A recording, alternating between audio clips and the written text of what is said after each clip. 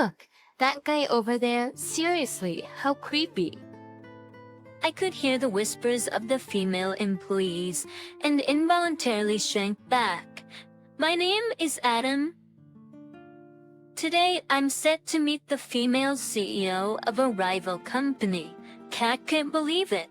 With every step across the floor, I could hear the cold whispers of the female staff, and it made me wonder if I'd done something wrong. But if I hadn't acted back then, who knows what would have become of this company's CEO? People can complain all they want. I haven't done anything wrong. Repeating this myself, I found myself standing in front of the CEO's office. It all started a few weeks back. Our company and Red Rose Inc., a rival, decided to collaborate on a product. The company I work for primarily designs and sells shoes for men. While we do have a women the shoe design department, in terms of quality and popularity, we lagged far behind Red Rose Inc. That's when they approached us for a collaboration. What's more, the collaborative product idea came from the CEO of Red Rose Inc. herself. My manager told me the CEO of Red Rose Inc. had fallen in love with the shoe I designed. She specifically requested that I design a pair of high heels. Until tipped her, yes, I have only designed men's shoes. Can I even design high heels that would satisfy women? While in doubt, I paid a visit to Red Rose Inc. Their building was impressive, with large glass walls, white marble floors, and such a dazzling aura that I almost expected to hear shimmering sound. The receptionists, all seated prominently on the ground floor, were all stunningly beautiful. "Hello, welcome to Red Rose Inc. How may I help you?" a chirpy voice greeted me, and would introduce myself as Adam. She responded with, Adam, we've been expecting you. Please follow me." She flashed a warm smile and began to walk. Following her, I could hear the distinct sound of her heels on the marble. Everywhere I looked, stylish women wearing high heels dominated the scene, making me feel slightly out of place. "Hello, welcome to Red Rose Inc. How may I help you?" a chirpy voice greeted me, and when I introduced myself as Adam, she responded with, Adam, we've been expecting you. Please follow me." She gave me her brightest smile. Upon reaching the tube floor in the elevator and entering the CEO's office, I saw a beautiful display of women's shoes. In the center of the room, a woman was admiring a pair of those shoes. I paraded. "That's the CEO of Red Rose Inc., Mrs. Mary Johnson." "It's nice to meet you. Oh, you are already here." But when I called out to her, she looked surprised, then gave me a warm smile. That smile made my heart skip a beat. "Please, have a seat over here. I'll get some tea ready." Urged by the president, I took a seat on the sofa. The president returned, carrying a tray with a rather expensive-looking tea set. The tea poured from the teapot had delightful aroma, and even with a limited knowledge, I could tell this wasn't just any ordinary tea. "Here you go, it's mint tea. I hope you like it." My boss wouldn't even make coffee for himself to drink. It felt like we were worlds apart. As I marveled at the elegance, she presented a sketchbook. It had a detailed drawing of the shoes I designed. "But what is this?" Actually, I've been sketching your shoes as part of my research. They have a simple design that doesn't strain the feet, and surprisingly, they match any outfit. They might not be flashy, but they're versatile. I would like to create shoes that look good on anyone, no matter what they wear. That's my goal. That's wonderful. Her eyes lit up. Maybe I got a bit carried away by her enthusiasm and said something slightly embarrassing, just as I thought that she took my hand and squeezed it firmly. Please design shoes for our company. They don't have to be flashy. Shoes that look good on anyone, no matter what they wear. She seemed a bit excited, her voice raised. It's a privilege to work with someone like that. However, I still had some concerns. I couldn't let them go unspoken, so I voiced my concerns. Your company is popular among Winford's shoes. I believe you have many talented designers who understand women's desires. We do have a lot of talented designers, but their sensibilities don't align with the current concept. They only look at selected people. Selected people. They think only beautiful women should enjoy fashion. There was a time I too pursued beauty above all. But that's not enough. Every woman has the right to enjoy fashion. Actually, a tunetier, I recalled the stylish women I saw on my way to the president's office and found myself nodding in agreement.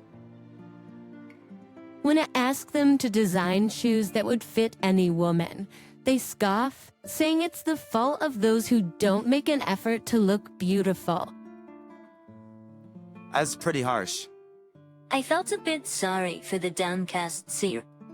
No matter how beautiful someone is, making such a statement is off-putting. So, why did you choose me? Your shoes are wonderful. They have a charm that we lack, shoes that anyone can wear and feel stylish. Your shoes have given me back my passion, which I had almost lost. The smiling president looked very attractive. Who wouldn't be motivated by such praise? Alright, let's create the best shoes together. I replied with a smile, and she beamed back at me. As little did we know then that a huge commotion was about to unfold. A few days later, I visited the Red Rose for another meeting with Mary. It says Mary, it's Adam. Upon reaching her office and knocking on the door, I felt something was off. Usually, Mary would greet me with enthusiasm, but there was no reply. Hurry, tell me in. Sorry, come in. But with a feeling of unease, I entered her office and found Mary lying face up on the floor. Hey! I rushed to her, but she didn't move an inch. Hoping against hope, I placed my ear to her chest, but there was no heartbeat. I felt the blood drain from my face. My hands were shaking, but Isaac remembered the AED training I had during a certification course and quickly called the secretary's desk. Patient stops. Mary's collapsed. Please call an ambulance right now. And if there's an ADR, bring it. Quickly instructed the secretary on the phone and tried CPR on Mary, but her heart didn't budge. Some panicking, I followed the AED's voice instructions and activated it, causing her body to jolt with a loud zap. Still, there was no change. I activated it again. After another loud jab, Mary's breathing with difficulty. Mary, are you okay? Please don't move. After confirming her breathing, I gently covered her with my coat. Just as I was about to ask the anxious secretary if the ambulance was on its way, I heard sirens. Can you show the paramedics? When they arrive. Yes. Mary later contacted me to say that she had a pre-existing heart condition and had collapsed after a seizure. Thanks to the quick response, she was able to get to the hospital and was told she could be discharged soon without any lingering effects. The next day, Adam, what on earth have you done? A superbly teasing activity. As I arrived at the office was the manager with a displeased look on his face. I was summoned first thing in the morning and yelled at, but I had no idea what it was about. I haven't done anything. Yeah. There was a request from Red Rose to cancel the current collaboration project. Has Mary collapsed? No, they say it's because you did something inappropriate to Mary. Inappropriate. His hearing that made me think of the previous day's event. I had indeed lifted Mary's shirt to use the AED, but that was to save Mary's life. I didn't do it with any guilty conscience. So, I hear you lifted Mary's shirt to use the AED. They're suggesting you might have done that just because you wanted to. It's outrageous. Anyway, Mary needs to rest now. Reflect deeply on this and stay away from Red Rose. I was so frustrated, I clenched my back teeth. Mary and I had gone through numerous meetings over the past few weeks, tweaking the design I came up with. To think it was all for nothing. Please, I'll do anything to avoid canceling this collaboration. Can't you help me convince them? I bowed my head, hoping at least to clear up the misunderstanding, and the manager let out a big sigh. What are you talking about? Even if the AED incident hadn't happened, the collaboration couldn't go on after Mary collapsed. This project needs her personal supervision. But Mary's direction is already reflected at this point. If I take the lead, understanding her will and the purpose of the collaboration, I can see it through. I remembered how she smiled when she saw my design drawings. I am sure she will be the saddest if the project falls through here. I just couldn't let that happen. Even so, it's a request from them. There's nothing I can do. This can't be. The manager turned his back on me to end the conversation. Just then, his cell phone rang. Who could that be at this time, Mary? He stood up with a loud noise, taking the call in a flustered manner. Yes. So the project will continue, correct? Understood? I nervously paced, overhearing the conversation and seeing the manager nodding profusely on the phone. It seems there was a misinformation. Mary just called to say the collaboration will continue. Good for you. Billy. I was so relieved by the manager's words that I lost strength in my legs and sat down right there. But is Mary really okay? And how did this misinformation happen? Just a wave of anxiety swept over me. Looks like we'll be resuming our meetings tomorrow. Can you make it to Red Rose? Yes. But despite a touch of unease, I was thrilled that the project was back on track. It's the next day. I'm glad you could make it. I'm really sorry for the trouble I've caused.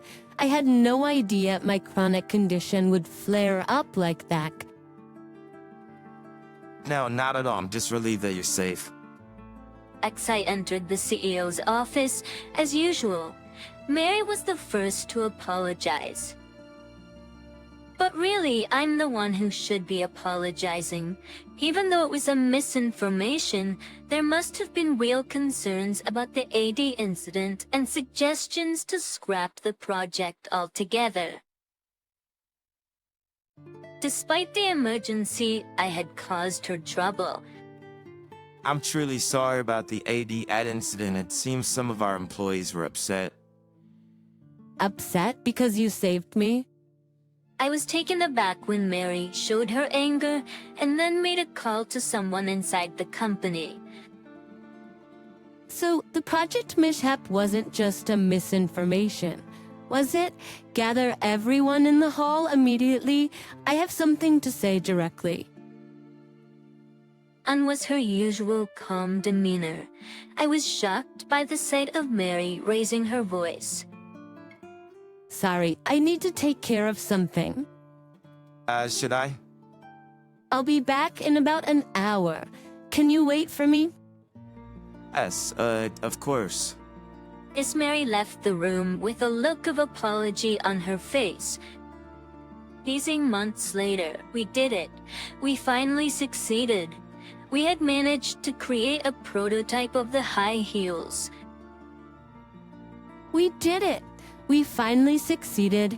We had managed to create a prototype of the high heels. We finally succeeded. The heels were modest in height, and we used a beautiful wine red color. They're beautiful. I've always wanted something like this. Miss Mary sighed dreamily as she looked at the shoes on display. She really does love shoes. That day, Mary held an urgent staff meeting to clear up the misunderstanding about me regarding the AD. She explained that I hadn't lifted her clothes with any ill intent. They were probably just jealous of your talent. You think so? I wonder if I'm really such a talented designer to be envied? I don't know about that, but what's certain is that shoes must be designed with the wearer in mind. Maybe they just didn't understand that essential point. Do you like to try on the prototype? It's exactly your size. Really? Mary's face lit up at my offer. She took off her black pumps and slipped on the wine red high heels on display. Wow, these are much more comfortable than they look. Watching her walk around the room in the high heels, I felt relieved that this project had finally come together. There's a mountain of work ahead, like planning the sales strategy and advertising. But I believe we can overcome it together. I want to see her smile more. Hey, old man. Do you know why I called you in today? After lunch break, I was immediately summoned by my director, Anderson. I headed straight to the CEO's office, which had recently changed hands. I'm sorry, did I make a mistake? In this company, there's no job suitable for old-timers like you. So you don't have to come in from tomorrow.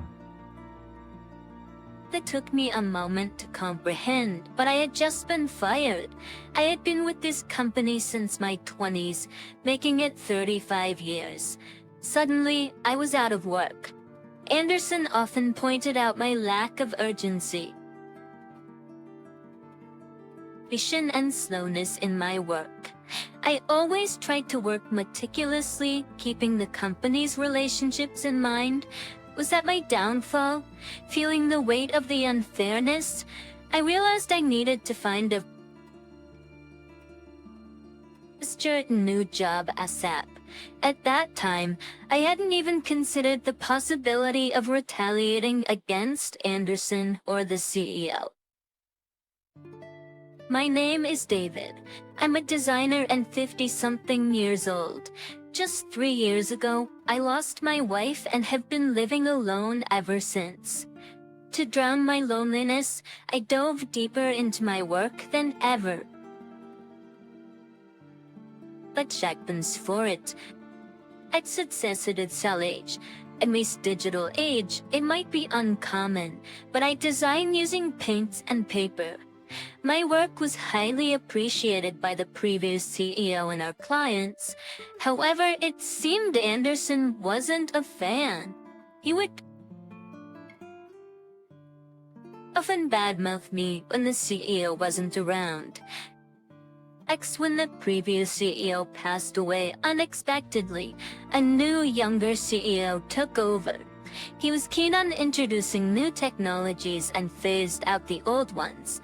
Anderson, being close to the CEO, seemed to be completely on board with these modern ideas. I felt he was desperate to catch up with the modern way of thinking. From now on, we will switch all operations to computer-based systems. Since the day that was announced, using paint for designs was prohibited, and instead we were to use computer software. I've been in this industry for nearly 30 years, but I've hardly ever designed using software. My knowledge was equivalent to that of a student fresh out of school. I regretted not having studied this earlier. Admitting my mistake, I started studying design software every day. From then on, there were people in their 20s, fresh out of college, at the company, and I managed to learn a lot from them, eventually acquiring enough skill to do my job. The move to this policy was due to the young, 30-something second-generation CEO wanting to take on what's currently trending. I was the only one in this department who was a beginner at using design software, so the looks from Anderson stung a bit. At first, I was making design corrections from my subordinates as a form of study, but gradually I started to receive my own work. Because of having been in the industry for so long, I felt confident that once I had the knowledge, I could create designs that would not be inferior to the younger generation. You're a bit too slow. People younger than you are faster, so get it together. Oh, I'm sorry, I'm still not quite up to speed. Make sure you do. We can't give you much work because the quality isn't there yet. Conversations like this happened at least once a day. A subordinate who had seen this told me not to worry and to ask them anything, which was a relief. But being rushed every day made me panic and rapidly lose confidence. VP, this job isn't for someone my age as retirement is nearing. I thought about taking early retirement. I was living with those thoughts. One day, we received a request from a long-standing client company. They wanted a design made with paint. However, our company mandated the use of computer software. I wanted to take on the request to meet the client's needs. I decided to discuss it once with Anderson. Anderson, I have a consultation. The client has requested a design using paint, and I'm asking for permission just this once to create without using software. What are you talking about? Didn't we mandate the use of software for everything recently? But there is a certain demand for this. We have maintained a long relationship with this client, and to continue working with them. That's impossible. This is why old people are not useful. Can't you see that analog is behind the times? Didn't the CEO say so? The era is digital. I might even come into play soon. If you can't keep up, it's impossible for you to stay in this industry. I have learned the software knowledge from the juniors. Depending on the time and situation, I can use either. Is that still not good enough? You're a stubborn old man. Just give up. I was practically thrown out of the CEO's office. The Lee Anderson has been clinging to the CEO, doing whatever he said. After that, I attempted to negotiate with Anderson several times, but to no avail. It's about time I respond to the client. One day, I was summoned to the CEO's office by Anderson. By then, I'd almost no work left, so I had a rough idea of what would be discussed. Upon arrival, I bowed deeply. The CEO sat in his chair, looking down on me with that familiar condescending gaze. Listen, I recognize that face. It's the same face people make when they're pushing you away. To be honest, I don't remember much of what Anderson and I discussed after entering the room. However, one sentence resonated strangely in my mind. He said, "You don't have to come from tomorrow." Yes, thank you for everything until now, I replied. And, This within half a year after the change to the second-generation CEO, I was out of a job, and not just any exit. I was fired. It was a good thing my wife wasn't around anymore to see this. If I showed myself like this, it would be embarrassingly unbearable. I felt so pitiful, and without saying a word to anyone, I left the company. But to the juniors who taught me about the software and the clients, I felt sorry, but I lacked the courage to express my gratitude or apologize. Since I was technically fired, I guess unemployment benefits would kick in immediately. However, I wanted to work right away. Third, if I continued to feel this sad, I might even fall ill. That was on my mind. Despite the anxiety, I sent out resumes to various companies. Design, customer service, wholesale, clerical work. I must have sent out nearly 20 resumes. Only 5 companies called me for it. Interview, and just one progressed to the final round. He said, "You've certainly got the know-how.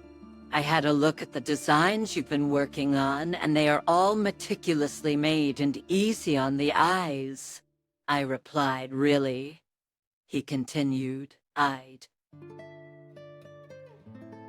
really love for you to work with us. What do you say?" I answered, really. Absolutely, I'd love to work with you. He then said, "Then how about starting a week from now, and I'd like you to show our newcomer the ropes on how to design the old-fashioned way." I agreed, saying, "Thank you so much." It felt so good to be recognized for my skills again. I was going to be a designer once more. A month had passed since I joined the company, and I was getting the hang of things, albeit slowly. Then something shocking happened. On my first payday at this company, my take-home pay had nearly increased by $2,000. I muttered under my breath, and Sam laughed heartily. "That's because you're incredibly skilled, David. I don't know how much you made at your last job, but you're a special talent that would thrive anywhere." I felt a bit bashful but very happy. While learning the ropes and earning praise from both my juniors and Sam, I wondered if I was truly becoming an asset to the team. That's when my phone rang. It was Anderson. I hesitantly answered, only to be greeted with an angry tirade. As a professional and an adult, You're disqualified. Everyone's in trouble because of you. You please come down. What happened? There's no time for what happened. You left the job without handing over anything. Anything over. We have none of the client information or past data. That's because I was told to leave on the day, and there wasn't any time. Such poor excuses. What have you done to us? Send over the handover data within 2 days. You're unemployed and free right now, right? Thanks in advance. The call ended abruptly, with the responsibility unilaterally pushed onto me. What would Anderson think if he knew I was working for a rival company? Axio, I had new assignments at my current job and needed to start on them immediately. I was troubled and decided to consult with Sam. Damn, son, I'm sorry to bother you. I just got a call from my previous workplace, and they urgently requested that I send over handout documents. I'm considering stepping out for about 2 hours to take care of this. That's fine. But you've already left that place, and it wasn't on the best of terms, right? Yes, that's true. It's really up to you, David. It's hard to have confidence sometimes, but you should have confidence at a good level because you're doing a great job. Down. I knew I didn't have to do this, but it became certain after his words. Thank you. I'll stay put today. After our conversation, Sam gave me a warm smile and went back to his work. That day, I didn't touch the handover documents. Just with that, I had completely severed ties with my former company. Oh, sorry for the phone call. This is John. Do you remember me? As about a month had passed since I ignored Anderson's calls and cut off contact when John, a former junior of mine, reached out, wary that he may have been prompted by Anderson. I nervously answered the call to hear an obviously flustered voice. Yes, I remember you. I'm sorry for quitting so abruptly and causing trouble. What happened today? No worries at all. You left because of the CEO and the Dartery, right? We've been having some troubles. Them, from what I've heard, it seems like employees in their 40s and 50s, other than myself, are being laid off across the board. It's like the company is now being run by the remaining younger employees. Moreover, there have been a lot of problems, because there wasn't a proper handover. We actually just lost a major client, and the CEO is on edge. Plus, there seems to be a lot of inadequate communication between departments, leading to missed deadlines. What should I do?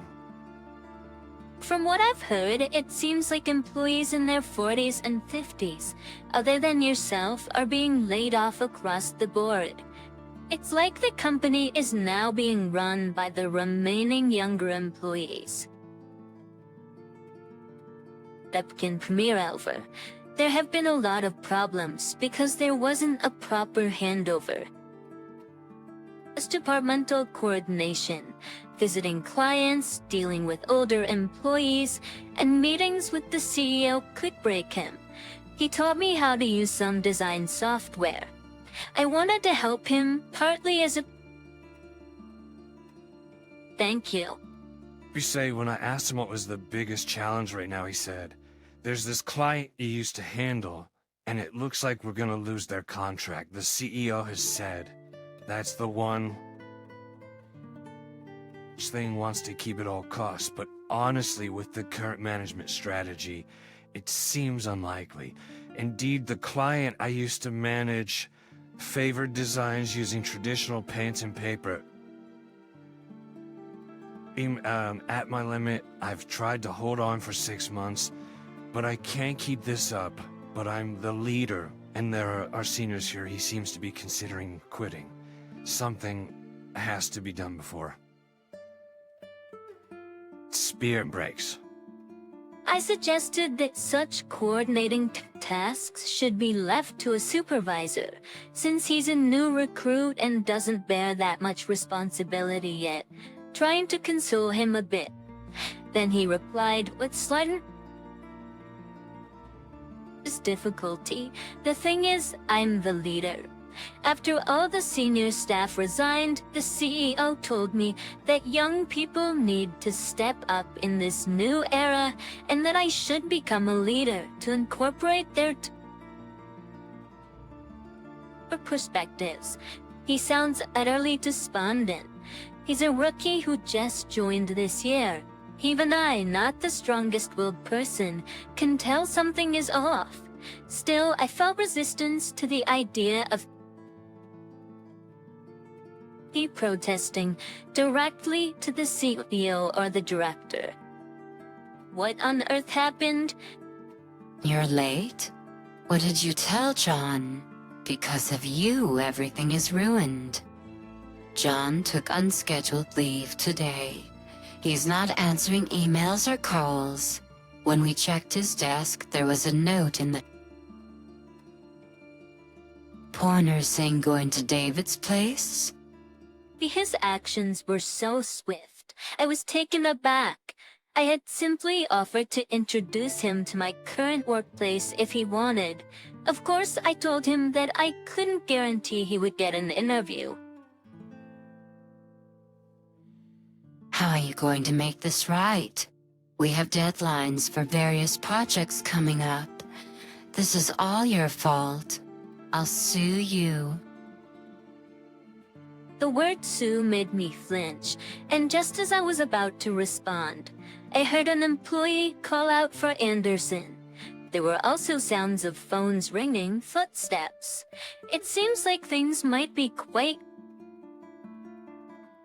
chaotic. As I was casually pondering this, the phone abruptly hung up. I've always had trouble digesting Anderson's words. They have a certain edge to them, but I'm different from how I used to be. Half a year into my new company, I've gained a lot of confidence. If someone asked what the heck the old man was rambling about, I'd be at a loss for words, but it seems like I've managed to grow, not just technically, but emotionally as well. Admitting says to me, Eziel, I don't think this is my fault, but the word Suze still lingers in my mind. I decided to consult with Sam about it. In the afternoon, I went to work as usual, and there, talking happily with Sam, was a young man with a familiar face. David, thank you for everything. I really owe you one for all you did for me at the previous company. And thank you so much for the other day. It's great to see you're doing well. SD, I heard from Anderson. Did you quit abruptly as it gotten out? I'm embarrassed. I guess I failed as a professional. Not at all, John. It's your life. If you've hit your limit, it's okay to run away. But what were you planning to do if you didn't pass this interview? Oh, I would have winged it. Easily a bit anxious, I glanced at Sam. After a moment of silence, Sam grinned and formed a big circle with his hands above his head. I felt relieved and the tension left my shoulders. Later, John asked me why I knew he had quit, so I told him honestly about what happened that morning. John quit because of me. They said they would sue. I wonder, will I be sued? John quit because of me. They said they would sue. I wonder, will I be sued? Sam looked dumbfounded for a moment, but soon returned to his usual smile and assured me that based on what I and John had been through, There was no chance for the other side to win, so That's easy. Sam reminisced about the times our companies collaborated and when we once went out for drinks. The CEE he spoke of seemed gentle and calm, which brought back nostalgic feelings. From what you've told me, it sounds like what they're doing is wrongful termination. Maybe we have the stronger case. Be confident. By the way, was the CEO always that kind of person? That might be the father of the first generation CEO. It changed to the second generation after he passed away. Really? I thought something was off since they seemed like completely different people. I see now. I have a feeling the company won't last another few months. Actually, 3 of my colleagues who joined as fresh graduates also resigned today. And my current boss said he's resigning too. And my current boss said he's... Nelfane, it's unforgivable for them to let the company that their father worked so hard to maintain go bankrupt.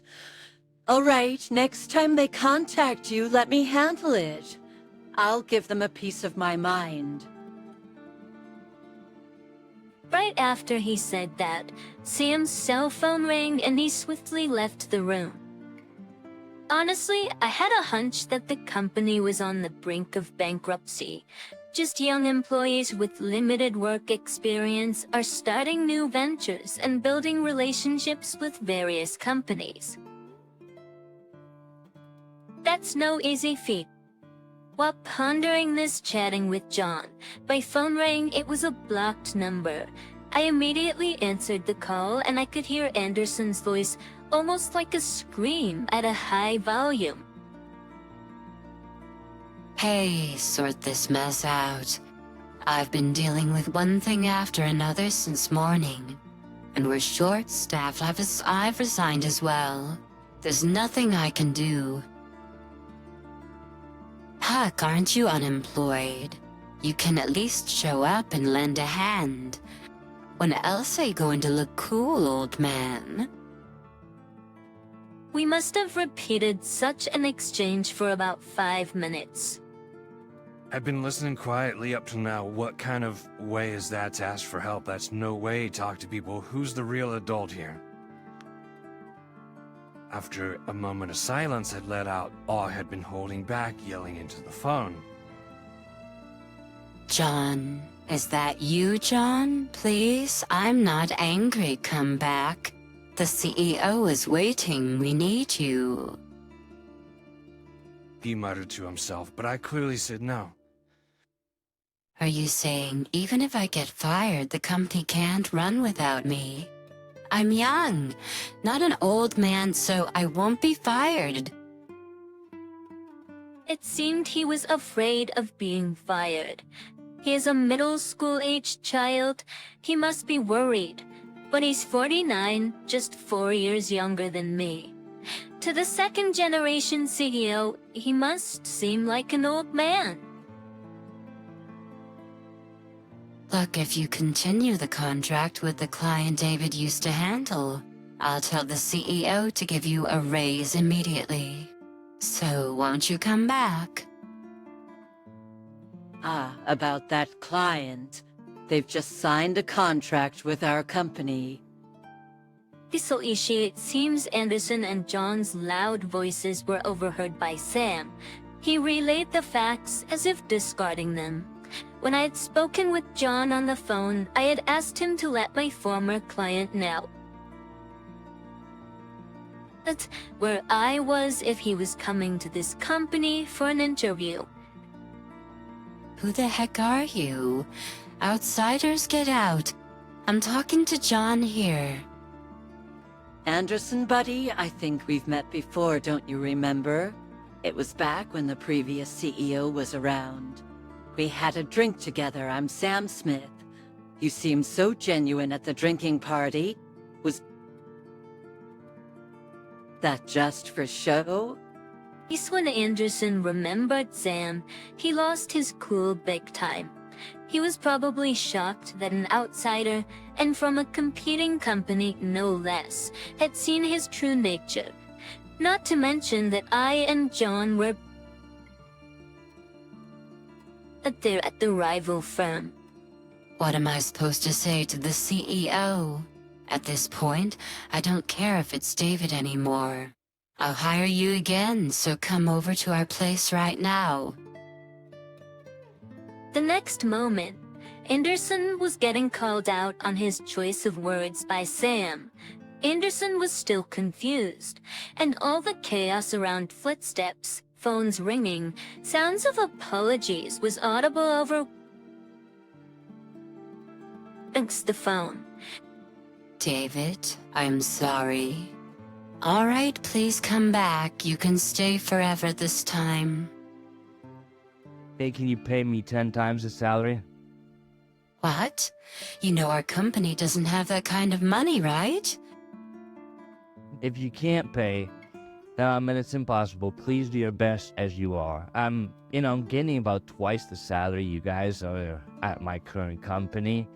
I have no intention of coming back. Jason Anderson was saying something, but I could barely make it out over the background noise. After a while, I just heard noise until the call eventually dropped. After that, there was a moment that seemed to stand still. But I snapped out of it when John said that's pretty cool. Things moved fast after that. And the staff kept quitting, and in the end, there were less than a third left. Unable to continue working with such a shortage of hands, it seems the company went bankrupt 3 months after we lost contact with Anderson. Jason apparently didn't get fired due to the shortage of people, but he ended up losing his job anyway. I heard from a former colleague at the old company that Anderson can't find work now and is separating from his wife and daughter until he can find a job. It seems his domineering attitude towards his subordinates also affected his family. I heard they might even get a divorce. Anderson seems desperate, but without having the CEO as a stronghold, I wonder how he's making decisions now. David, that last design was great. You're really something. Glad we hired you. It's been a year since I started working here. That this company recognizes and praises me. Everyone works to lift each other up. That day, I was in despair, but I'm here now because I was let go that day. In a way, I'm thankful to the CEO of the previous company and Anderson. I'm swamped with work I've been entrusted with, but it's a good kind of busy. Until retirement, no, as long as they'll have me, I plan to work my hardest. Years later, I shared the story with a female passenger, and things took an unexpected turn. I work as a taxi driver. I'm divorced with no kids. I split from my ex-wife, Catherine, 20 years ago. I graduated from college and landed a corporate job. Every day, I was busy expanding the customer base as a salesman. One day during a company party, I hit it off with a woman named Catherine, who was seated next to me. I confessed my feelings. We dated for about a year and then got married. We didn't have kids, but we were a happy couple. 3 years into our marriage, there was an economic downturn everywhere. Every day, news about companies laying off their employees was all over the media.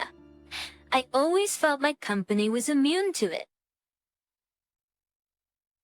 Like it was someone else's problem.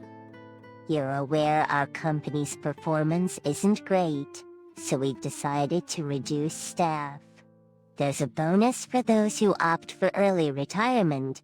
You're still young. You should be able to find another job. Think it over. That's all I have to say. At that, my boss left the room.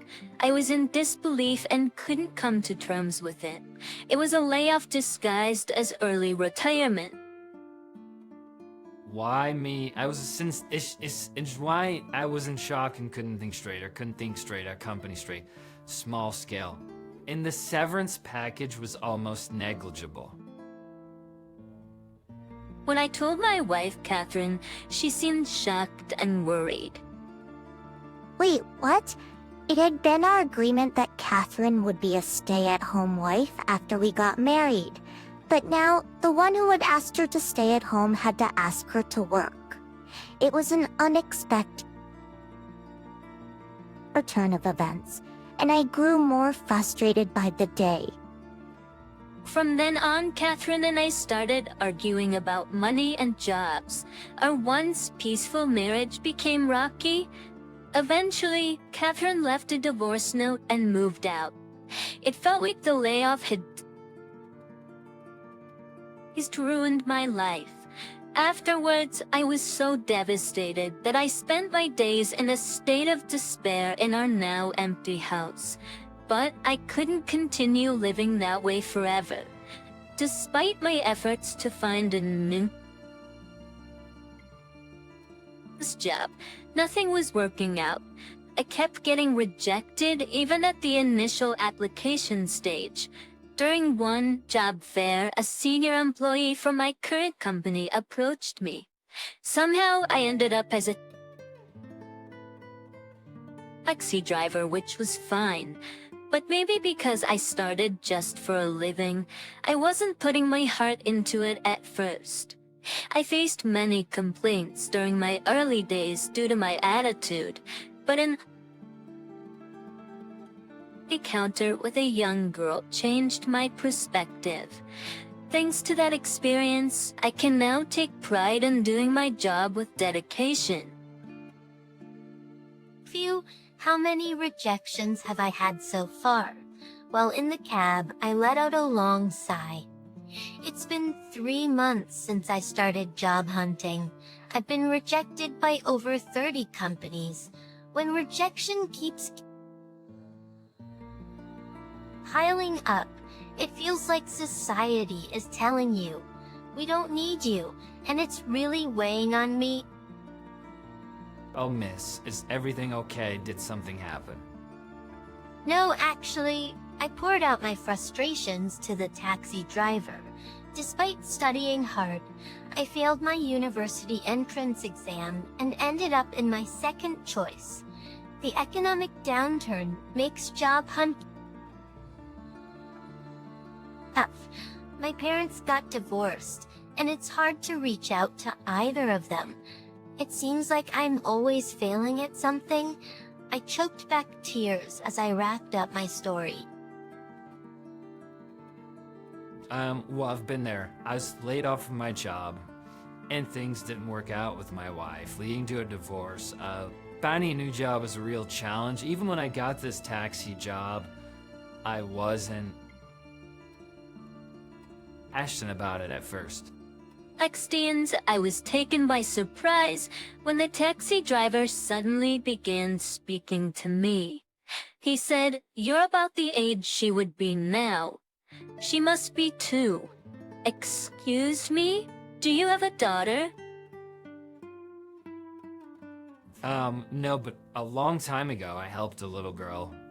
It was a pitch dark night. I was waiting for passengers near the rotary in front of a train station where a small girl approached me and said, "Please,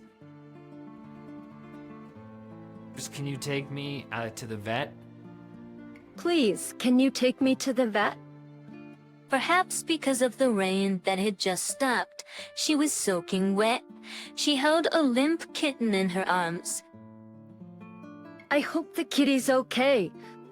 Just later, the girl's parents arrived, and he learned the full story. Apparently, she had found the kitten and wanted to keep it, but her parents didn't allow it. So she had secretly been taking care of it in the park. She had gone to check on the kitten during the heavy rain earlier and found it collapsed. Oh no, kitty, are you okay? According to the vet, the kitten was just malnourished and would be fine with proper feeding. The kitty will be okay. Thank you so much, Mr. Taxi Driver. I couldn't have gone to the vet on my own. By the way, I'm sorry. My dad told me $5 isn't enough for a cab ride. I shouldn't have troubled you. It's okay. The important thing is the kitten's safe. You're gonna keep it at home, right? I can't. I live in an apartment. They don't allow cats. I need to find it a home. At Tecumseh's officials, it was then that the driver had an idea. Why not become the kitten's owner himself? He thought he could manage to care for a homeless cat even if he couldn't support his wife. That incident changed the way I view my job. That girl made me realize that my job is to help people. My attitude towards work changed because of her. I owe her a lot. Wait a minute. This story, I had been listening intently to the driver's story, my heart racing. Your cat is a tabby with droopy eyes, right? How did you know? Of course he'd be surprised. That makes sense. He hadn't described the cat to me. There was no way a stranger like me would know the specifics about his cat. Well, when I found the kitten, it was about 3 months old. I took care of it in the park for about a week. Oh, you're that little girl from back then. Yes, that's right. He's been healthy and cuddles with me every day. I named him Whiskers, even though he's a tabby. He has some calico patterns on him, but it's amazing to think such a little girl has grown into such a remarkable young lady. Oh, I'm not that remarkable. Then he handed me his business card. Here's my phone number, email, and Facebook ID.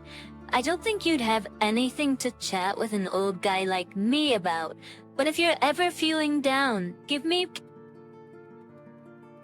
a shout. I won't push for a meetup or anything, okay?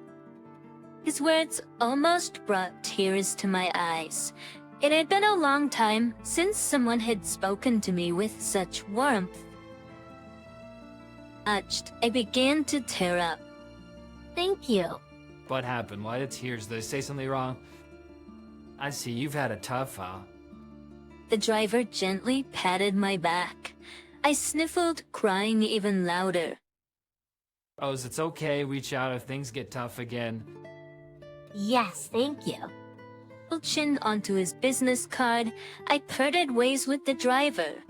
Although I felt a bit lonely, my heart was somehow warm. Not long after, the driver sent me a picture of Whiskers. When I first found him, he was tiny enough to fit in my palm. But now, he's a big cat, weighing over 22 pounds. Even on bad days, look at Plump Whiskers photos always cheered me up. However, my job search continued to be challenging, but for some reason I didn't get as down as before. There are times when your hard work isn't recognized, but if you give up just because of that, it's over. I continued my job hunt with determination and also worked on my thesis. Whenever I felt disheartened, I'd message the driver on Facebook, and he'd always reply with a picture of Whiskers, cheering let me on with a keep it up. Hello, Michelle. How about moving in with me? Why such a sudden proposal? It was a call from my mom. My dad was paying for my college tuition, and I was covering my living expenses with a part-time job and scholarships. So I thought I'd be financially stable until graduation. But you remember who raised you, right? I do, but I'm lost. Can you explain what's going on? I'm struggling financially and want you to drop out and start working immediately. Hold on.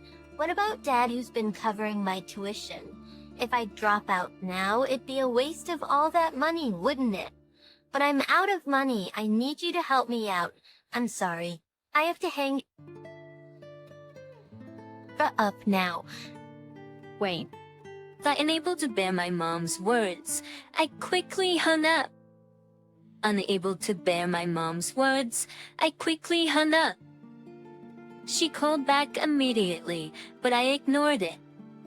From that day, I received numerous messages and missed calls from her, but I didn't even have the strength to go through them. Because at that moment, a message arrived in my inbox. Oh, looking at the attached photo, I was taken aback. It was a picture of Whiskers. Been a while since we talked. Everything okay? Seeing the driver's message. Tears welled up in my eyes. I immediately called him to talk about my mom. I'm sorry. I know it's your lunch break. No.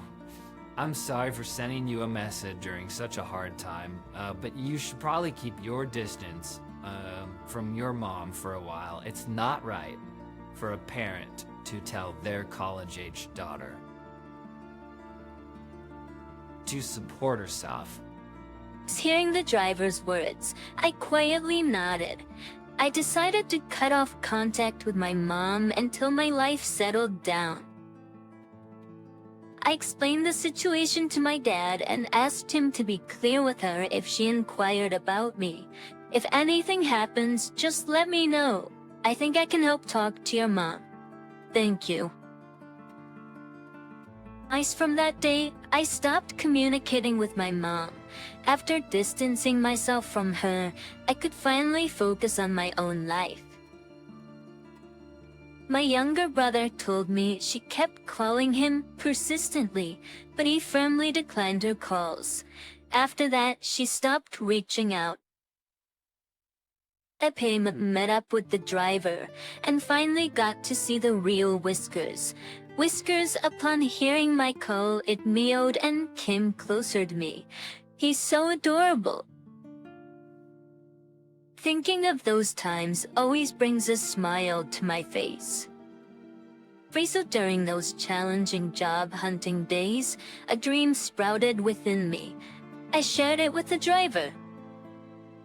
I found what I want to do. Oh, that's great. What is it? I began juggling a part-time job and attending a driving school to achieve a certain qualification. Finally, after a few years, I realized my dream. Welcome, you might be the first female taxi driver in our company. I got you. I shook Ken's hand. He gently patted my head. I have another dream. Once I get used to the job, I plan to confess my feelings to the driver. I hope someday the three of us, including Whiskers, could live together. With that thought, I smiled to myself. Having turned 50, I found myself switching careers for reasons of my own. However, at my new company's staff trip to Guam, it turned out I was the only one without a boarding pass. It seems a younger colleague set this up. Apparently, this junior employee thinks I'm just another rank-and-file member. It makes sense. If he knew better, he wouldn't pull such a stunt, not realizing it could cost him. It couldn't just job. My name is John Smith. I'm a man nearing 50 who's had to switch careers at this age. Between moving and dealing with all sorts of paperwork, I've had quite a tiresome first week on the job. As a month has passed since then, I'm getting used to my new home, new environment, and the new job, and my daily life is beginning to stabilize. These past few days, while not particularly noteworthy, have brought various happenings at work. But for me, the new guy, it's been a good kind of challenge. On the whole, I'm fairly satisfied with my new life. Perhaps it's because of my age. Just at the time of this career change, but all my seniors teaching me the ropes are younger. The workplace is vibrant with young talent. Many of them acknowledge my skills and rely on me, determined not to be outdone by them. I've built on the experience from my previous job to do meaningful work. Yet there's a dark cloud looming over my life. My direct manager at the new job.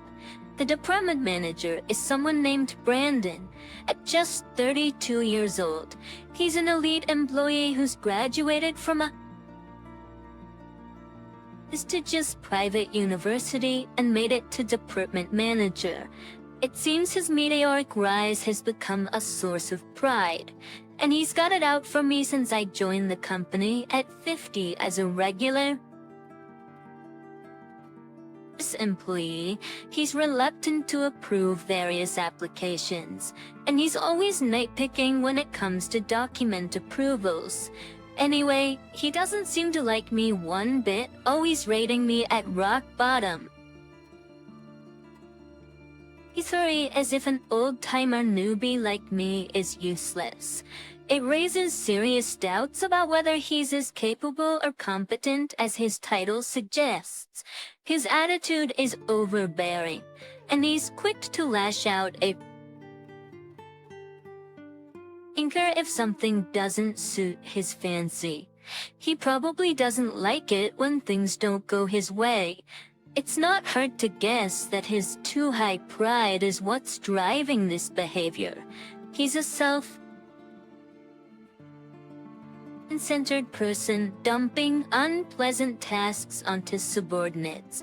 When it comes to taking credit for others' work, he's reputedly the best in the business. I had heard rumors about him before, but it seems his behavior has gotten worse lately. I, having turned 50, found myself switching careers for reasons of my own. However, at my new company's staff trip to Guam, it turned out I was the only one without a boarding pass, set up by a younger colleague, it seems. Apparently, this junior employee thinks I'm just another rank-and-file member. It makes sense. If he knew better, he wouldn't pull such a stunt, not realizing it could cost him his job. My name is John Smith. I'm a man nearing 50 who's had to switch careers at this age. But between moving and dealing with all sorts of paperwork, I've had quite a tiresome first week on the job. Almost a month has passed since then. I'm getting used to my new home, new environment, and the new job, and my daily life is beginning to stabilize. These past few days, while not particularly noteworthy, have brought various happenings at work. But for me, the new guy, it's been a good kind of challenge. On the whole, I'm fairly satisfied with my new life. Perhaps it's because of my age at the time of this career change, but all my seniors teaching me the ropes are younger. The workplace is vibrant with young talent. Many of them acknowledge my skills and rely on me. Determined not to be outdone by them, I've built on the experience from my previous job to do meaningful work. Yet there's a dark cloud looming over my life. My direct manager at the new job, the department manager, is someone named Brandon. At just 32 years old, he's an elite employee who's graduated from a prestigious private university and made it to department manager. It seems his meteoric rise has become a source of pride, and he's got it out for me since I joined the company at 50 as a regular employee. He's reluctant to approve various applications, and he's always nitpicking when it comes to document approvals. He doesn't seem to like me one bit, always rating me at rock bottom, as if an old-timer newbie like me is useless. Itchin raises serious doubts about whether he's as capable or competent as his title suggests. His attitude is overbearing, and he's quick to lash out in anger if something doesn't suit his fancy. He probably doesn't like it when things don't go his way. It's not hard to guess that his too high pride is what's driving this behavior. He's a self-centered person, dumping unpleasant tasks onto subordinates. Just when it comes to taking credit for others' work, he's reputedly the best in the business. I'd heard rumors about him before, but it seems his behavior has gotten worse lately. Probably because he thinks he can push me around. He's got an old newbie. The volume and nature of the work I'm given are such that I might as well claim the title of manager myself. As for what the actual manager is doing, it's maddening. He's not engrossed in paperwork or a computer screen, but on his cell phone. When you're on your phone, what exactly are you doing, Brandon? Even when staff members implicitly call him out, he just snaps back, quiet, I'm doing research with no sign of change. I once caught a glimpse of his phone screen, and it was showing an animation of giant robots battling. This company isn't involved in the robot industry, nor does it have anything to do with the animation or screenwriting. Other staff members are also inwardly fuming about his so-called research. At this rate, it's no surprise that his subordinates, including myself, are becoming overwhelmed with work. I find myself working overtime almost daily, starting to miss the sight of the setting sun. Yet the manager always leaves on time. Leaving on time isn't bad in itself. In fact, it should be encouraged. But with Brandon, it's different. He might as well be on a day off at home for all the work he does in the office. Well, I'm heading out. Make sure you handle everything. Especially you, the newbie, It's 6 p.m. It looks like he's leaving early again today. Pointing his index finger at me, he calls out my name directly. I'd normally like some help, but in his case, it's actually more efficient without him around. Yeah, okay. Be considering he became a manager at 32. If he put in a bit more effort, further promotion wouldn't be just a dream.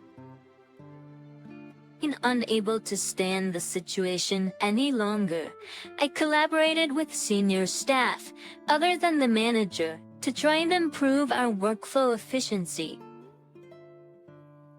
We started by reducing the amount of printed materials in line with recent paperless trends.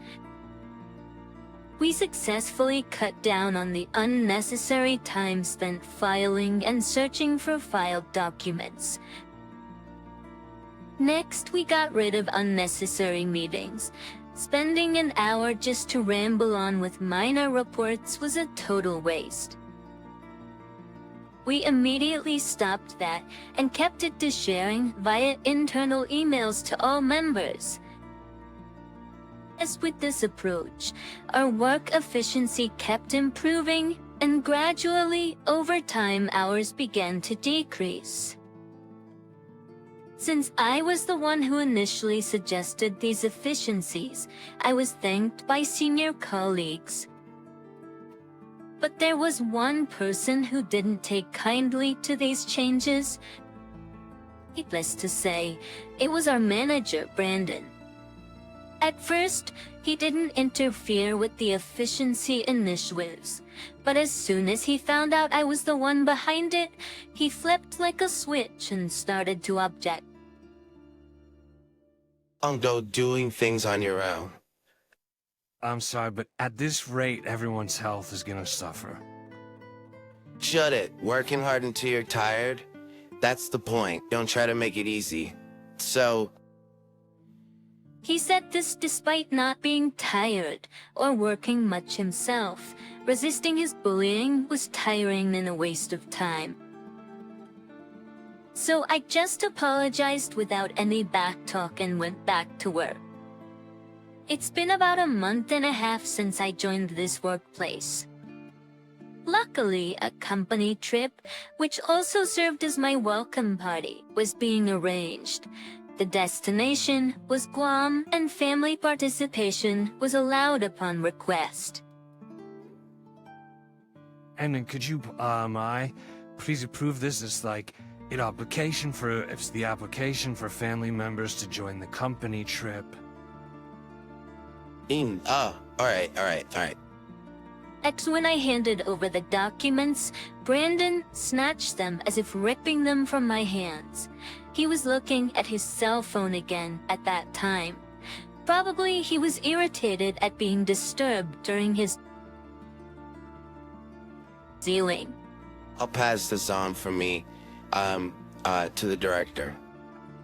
Thank you. What in the world? I was surprised by Brandon's unusually swift approval. When, Brandon... What? Stop staring and beat it. Okay. He was smirking slyly at that time. Before the day of the company trip, I took my wife, Ally, to the gathering spot. We were supposed to meet in front of the airport gate and receive our plane tickets there. But I wonder how the in-laws are doing. amidst the bustling crowd, I asked Ally, who is carrying bags in both hands. Little do people know, my wife Ally is Nebraska-Sea American from Guam. We met and married during my time living in Guam due to circumstances. They're fine. I got an email just the other day. Dad was the life of the village fiesta. He seemed so happy. The fiesta is a village festival often held in Guam. It's celebrated to honor the patron saints and is charming because even tourists can easily join in. That's good. They seem, well, Yeah. We talked about her relatives as we headed to the gate. Most of the attendees had already gathered, and there were people from our department too. The greeting came from Kylie, a senior colleague. She's an up-and-coming young employee who joined the company the year before last. Did might. Brendan is handling everyone's tickets. Is that so? I'll go get them then. Brandon was at a rest area near the gate, still engrossed in his cell phone, watching an animated movie intently.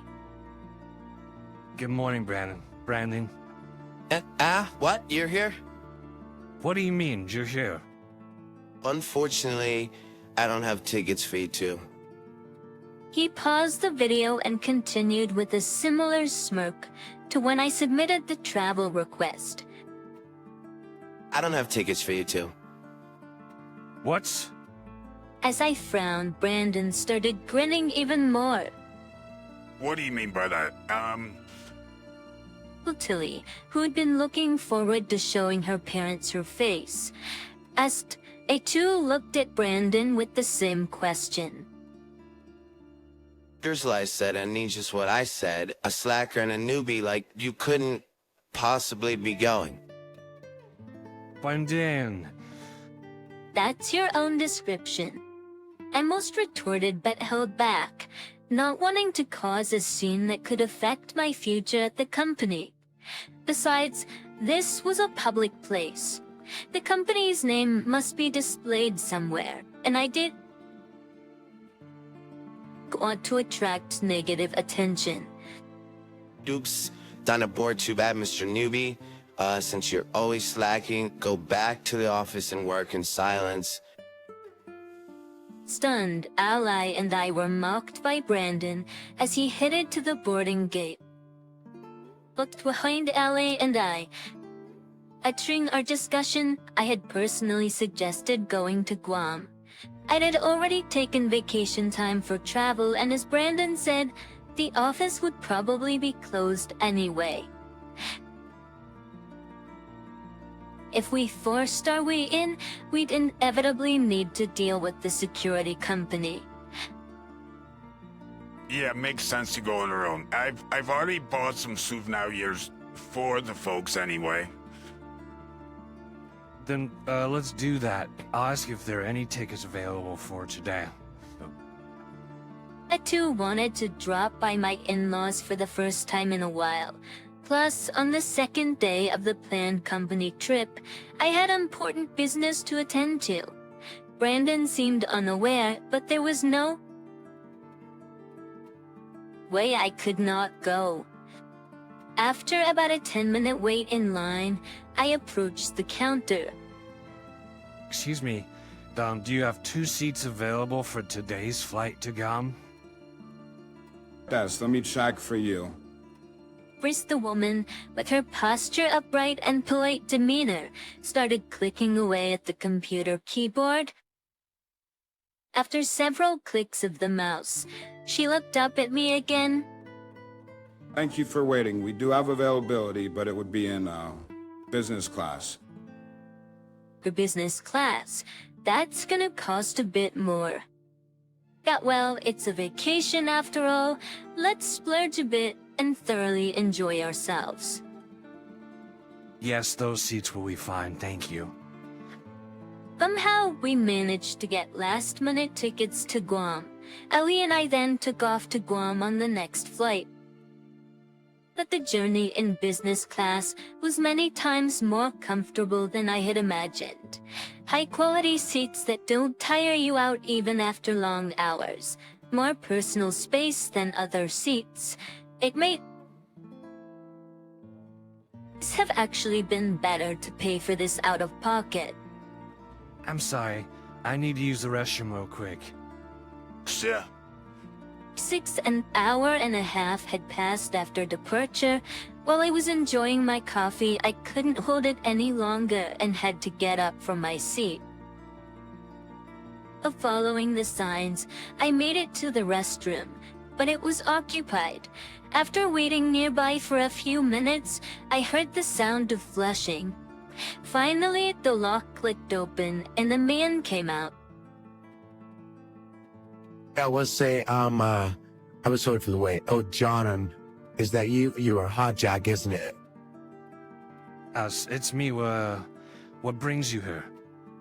I was on vacation with my family back in Nebraska, and now I'm heading back to Guam for work. I see, I'm on vacation too. I just dropped by my wife family in Nebraska. Oh, you're on vacation. I heard from my dad that, you were coming to Guam for a company trip? Yes, you heard correctly. Actually, Jack is the son of the owner of the company I used to work for in Guam. I had a good relationship with him, and naturally with his father as well. The president agreed with that company, and my current workplace had connections, which is, so I got called over to Nebraska. It wasn't really something to hide, so I explained the situation to Jack. Aha! It sounds like you're in quite the situation. Amon, it's not funny, really. Oh, my apologies, but as for this so-called manager, Brandon, who knows what will happen with him? Indeed. Jack burst into laughter after hearing about Brandon. Probably because he knows why I was called to Nebraska. I mean, why I was called over here. Hey, what about the social gathering? Wasn't it scheduled for the second day of the company trip? Well, what to do, because of Brandon, I'm supposed to be on vacation right now. Well, what to do now? Oops, I came here to use the restroom. Oh, I'm sorry for holding you up. I'll just take care of business and think about this issue later. Still, without a solution, the plane landed at Williams Airport in Guam. Still, without a solution, the plane landed at Guam's airport. There I was, waiting for our luggage to come out on the conveyor belt with Ally and Jack, when... Hey, isn't that John? Did you come all this way at your own expense? Poor guy.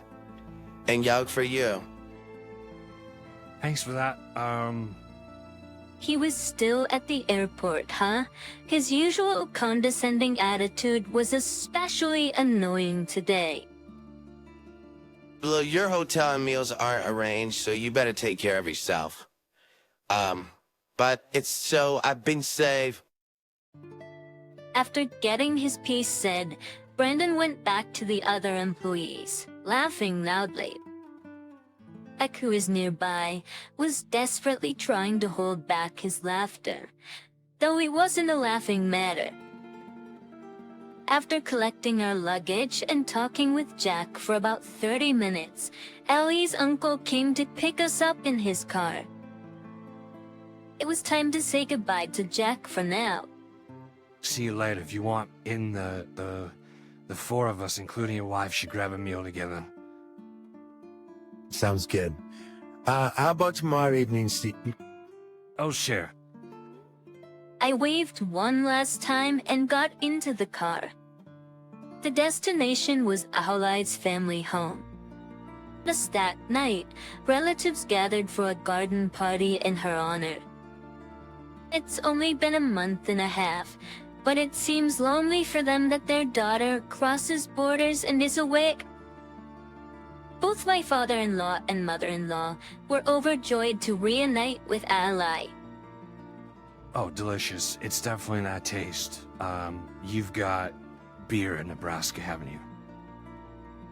You've got beer in Nebraska, haven't you? All the three of them were having a great time.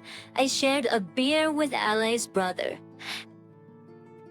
Well, they do, but it just doesn't suit my taste. Maybe because I've lived here so long. Is that so? Fair, pick some beer from our house, if you'd like. But watch the quantity. You'll be charged if you go over the limit. And it's... As the conversation and drinks flowed, I was finally getting tipsy. It's the best time at any party. A phone call. When I took out the cell phone from my right pocket, the screen shows Mkineja Brandon. I answered, though I wasn't feeling up for it. Hello, this is John. Hey you, where are you? Get over to the Alien Hotel now. His tone was so fierce that I instinctively pulled the phone away from my ear. Why? What do you mean, why? Just get over here. I'm sorry, but I'm gonna have to decline. Aren't you the one who, marked us as not attending the trip, Brent? I'm on vacation now, so please excuse me. Hey! He was about to say more, but I forcibly ended the call, not wanting any more interruptions. He called back several times after that. It was so persistent that I had to set my phone to reject his calls. Forgetting all about that, I was enjoying myself when my pocket buzzed again. I was about to ignore it, but then I remembered I'd set Brandon to be blocked, so I checked the screen. Is President Riley on the display? Asher Riley, the president of the company where I had been recruited, a friend of the president of the company where Jack works, was on the line. He liked the work I had done in Guam and headhunted me. He's 70 years old and thinking about retiring soon. Hello, this is John.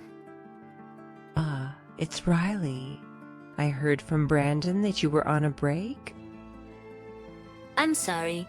I was supposed to join the company trip, but due to a scheme by Brandon, Ali and I were made non-participants. Say I'm here in Guam on personal business. Right now, we're having a party at Ali's folks' place. I've explained everything that happened. Or is that so? I'm sorry. I've caused you trouble.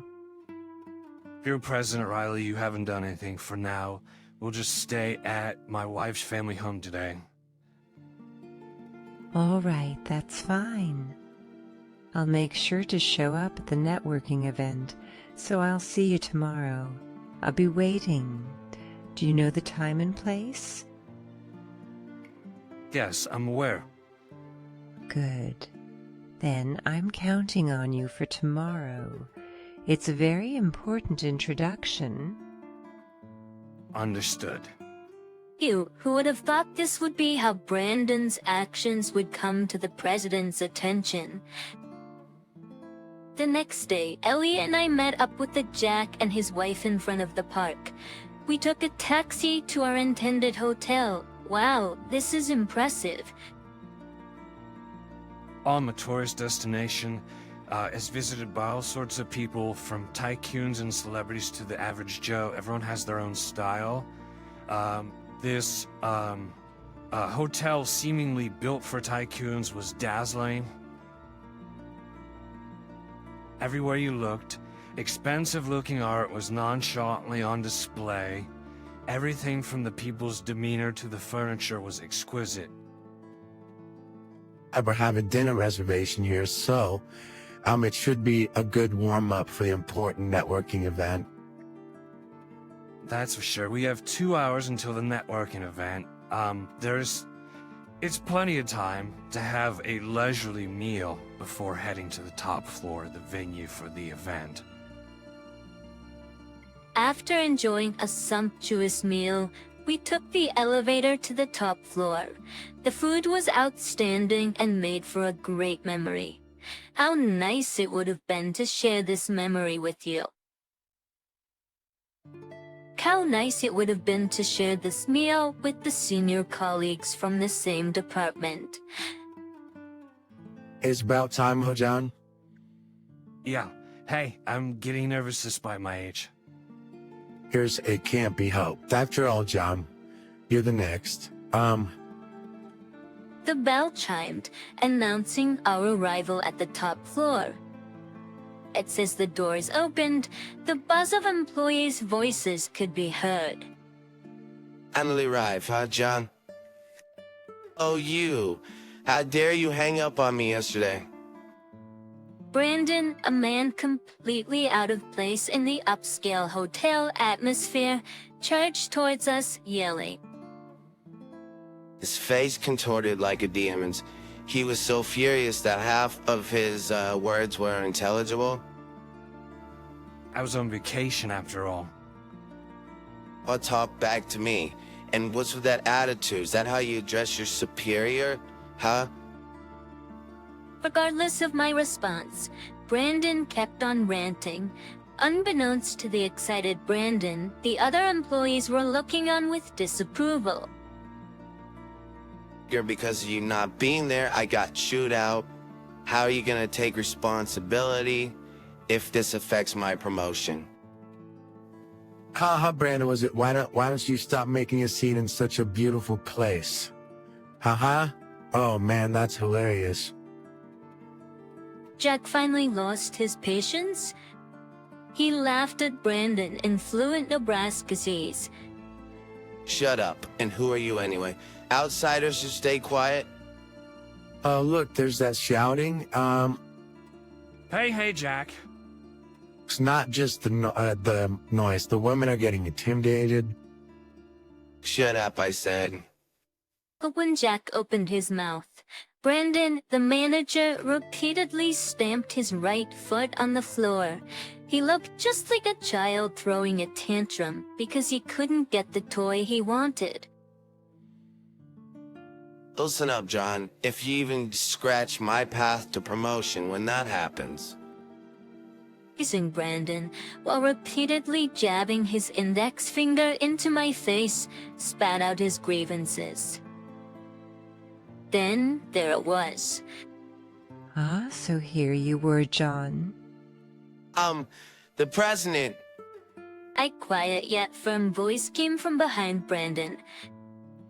Good evening, Mr. President. I'm really sorry about yesterday. No, I'm the one who should apologize. Besides, I appreciate you coming here today, even though it's a holiday. You are our company's next president. Just without even glancing at the standing Brandon, President Riley paused a bit before continuing. Next president. The what?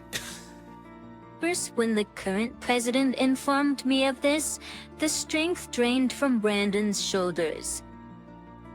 Not understanding what was happening, I was just stunned. Brandon? Yes, sir.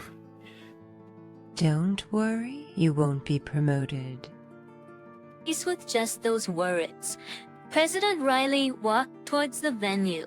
The four of us followed him into the event.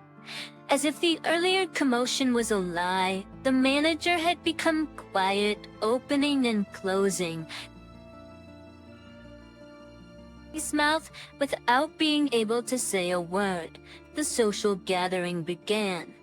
Company executives gave their speeches one by one, and then it was the current president's turn.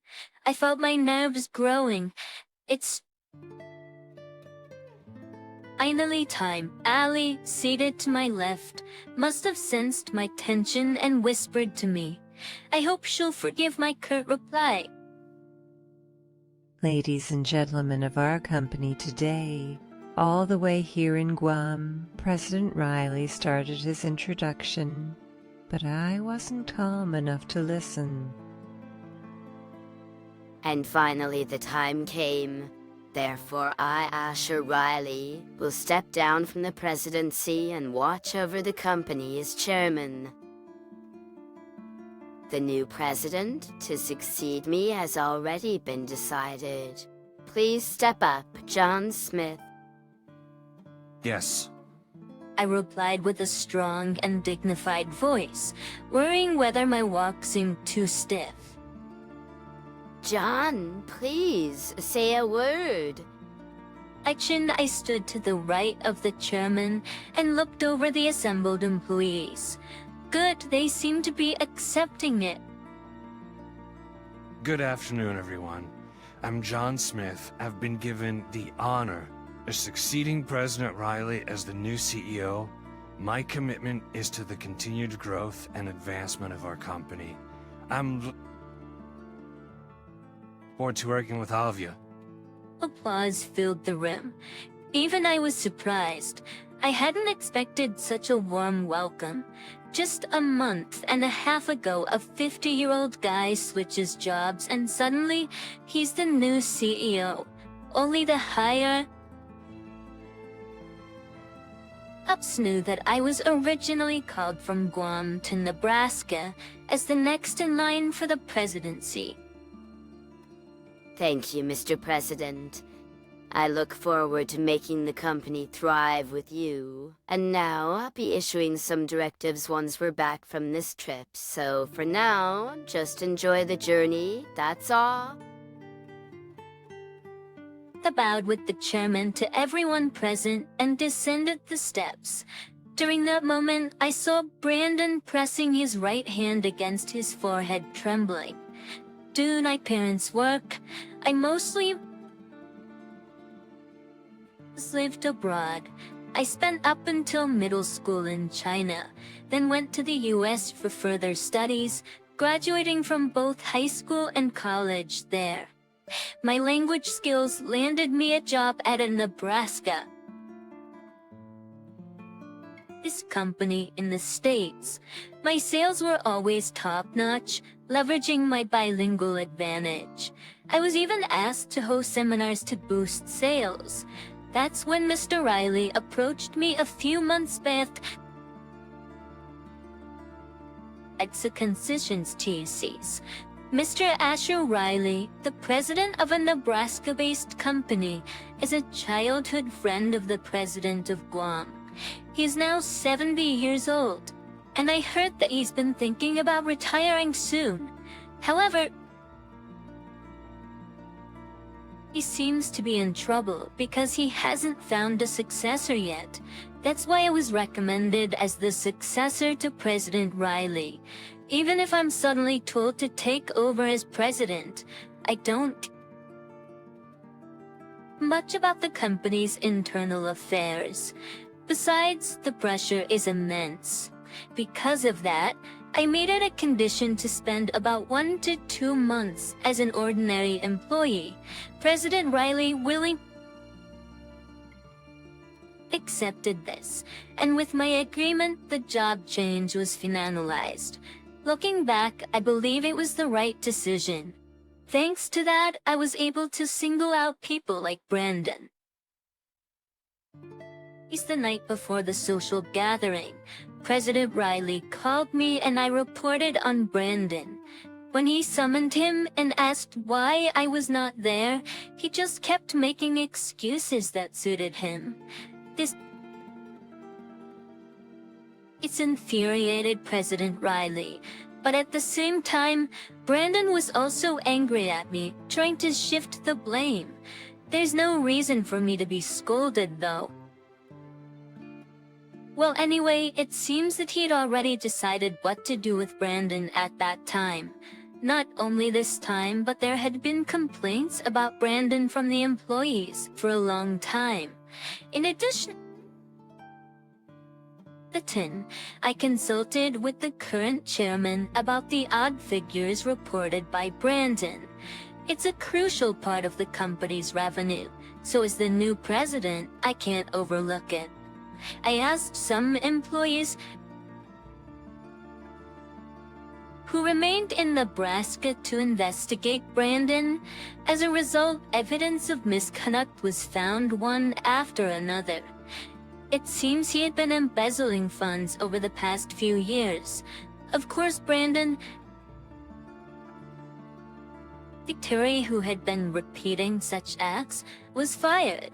Just as the chairman had told me, the official notice came right after I returned from my trip to Guam. Words like hindering progress and pulling everyone's legs were all aimed at him. After that, it became a matter for the lawyers to handle.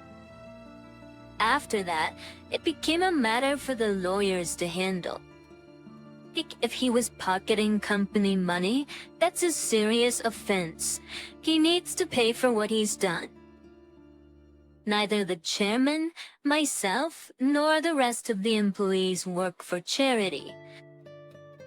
It's been half a year since I took over as president.